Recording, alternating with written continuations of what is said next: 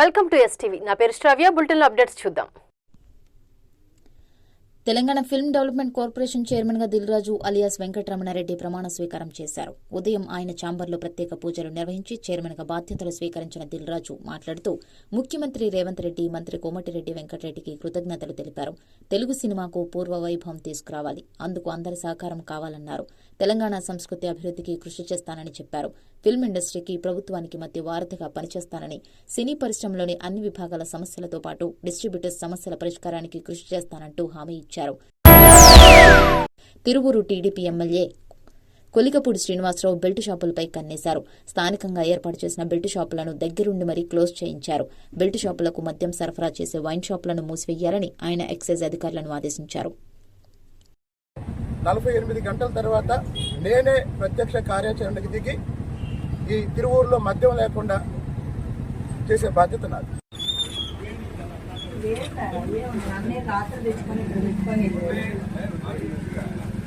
ఇప్పుడు తిరువూరు పట్టణంలో అఫీషియల్గా 4 మద్య షాపులు ఉన్నాయి. నాకు వచ్చిన సమాచారం ప్రకారం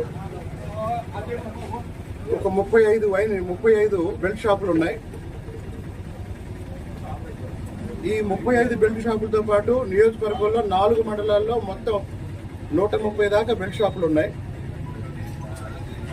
ఇప్పుడు ఎదురుగా ఉన్న వైన్ షాప్ వాళ్ళు ఇక్కడ ఒక 5-6 బెల్ట్ షాపులు నడుపుతున్నారు.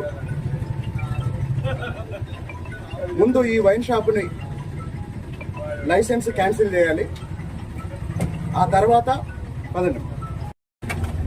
తిరువూరు పట్టణంలో అధికారికంగా 4 మద్య షాపులకి అనుమతి ఉంది.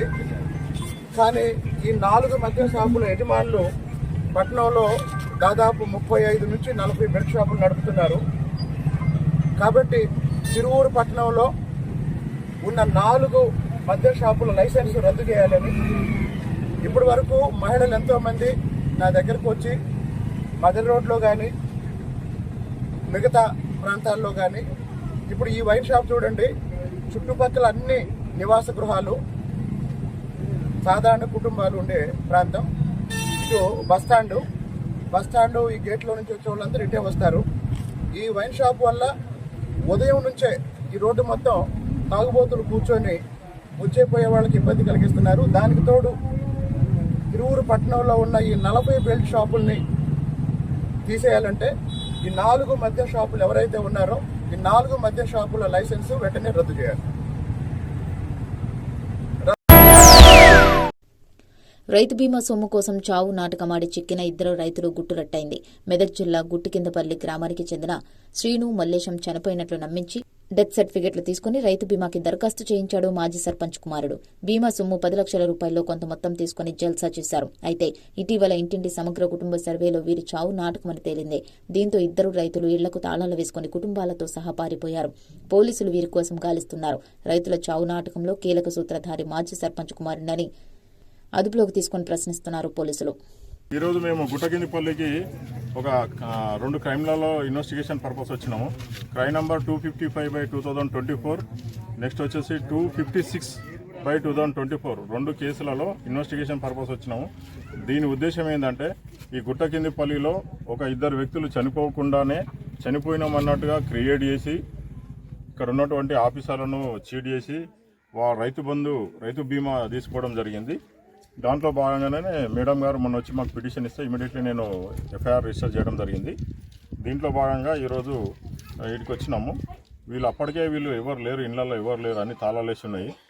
వాళ్ళను చట్టరీత్యా ఖచ్చితంగా మా పని మేము పోలీసులను చేసి పట్టుకొని ఖచ్చితంగా రిమాండ్ చేస్తాము. ఇంట్లో ఎవరికి పబ్లిక్ అందరూ స్వచ్ఛందంగా మాకు సహకరిస్తున్నందుకు చాలా సంతోషం.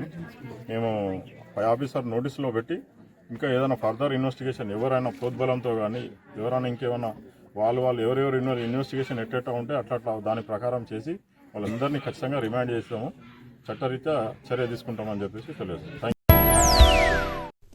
వైసీపీ ఎంపీ విజయసాయిరెడ్డికి డిఎన్ఏ పరీక్షలు నిర్వహించాలని డిమాండ్ మళ్లీ తెరపైకొచ్చింది. Indian Institute of packing assistant director Madan Mohan మంత్రి నారా లోకేష్ను కలిసి ఆయన దేవాదాయ శాఖ అసిస్టెంట్ కమిషనర్గా పనిచేస్తున్న కలింగిరి శాంతి అనే నా భార్యకు పుట్టిన బిడ్డకు తండ్రి ఎవరో డిఎన్ఏ పరీక్షలు నిర్వహించి వాస్తవాలు నిగ్గు తేల్చమంటూ వినతి అందజేసి మళ్లీ వార్తల్లోకి ఎక్కారు. రాష్ట్రపతి ప్రధాని కార్యాలయాలతో పాటు రాష్ట్ర హోంమంత్రి డీజీపీలను కలిసి విన్నవించిన ఇప్పటివరకు నాకు న్యాయం జరగలేదని వాపోయారు కలింగిరి శాంతి భర్త మదన్ మోహన్. ప్రజాప్రతినిధులు అధికారుల చుట్టూ తిరుగుతున్న మదన్ మోహన్ కు మంత్రి నారా లోకేష్ ఎప్పటిలోగా న్యాయం చేస్తారో వేచి చూడాలి. తిరుపతి రూరల్ మండలం రేణిగుంట రోడ్డులోని బ్యాంకులోకి ఓ దొంగ కత్తితో చొరబడ్డాడు. క్యాషియర్ దగ్గరకు వెళ్లి మెడపై కత్తిపెట్టి బ్యాగులో డబ్బులు వేయాలని బెదిరించాడు. క్యాషియర్ కేకలు వేయడంతో దొంగ పారిపోయేందుకు ప్రయత్నించాడు. సెక్యూరిటీ దొంగను పట్టుకుని తిరుచానూరు పోలీసులకు అప్పగించారు. ప్రస్తుతం ఆ వీడియో సోషల్ మీడియాలో వైరల్ అవుతోంది.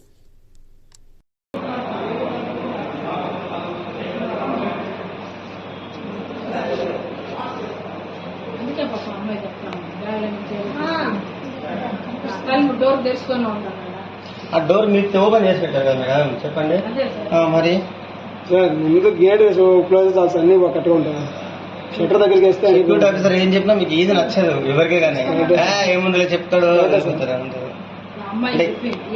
సార్ 3:30 తర్వాత అదే maximum after working hour close first close చేసిండు ఒక అరగంట.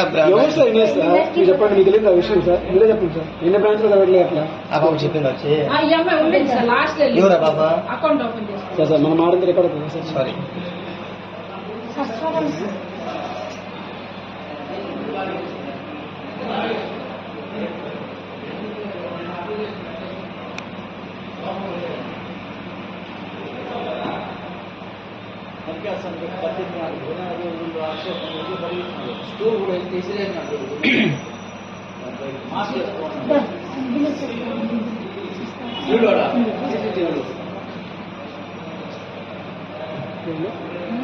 చలు భద్రం చేస్తాను. డోర్ కూడా వేసుకుంటాం.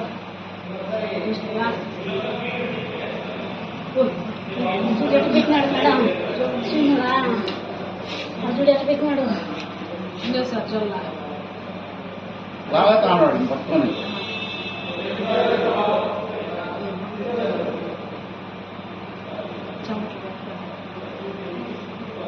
ఊరు బిజీ ఆనాడు మాకు